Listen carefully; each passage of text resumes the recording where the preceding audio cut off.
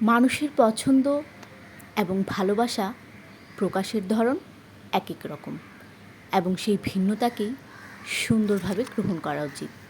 একজনের সাদামাটা জীবন, আরেকজনের লাক্সারিয়াস জীবন, দুটোই তাদের নিজস্ব ভালো লাগার জায়গা।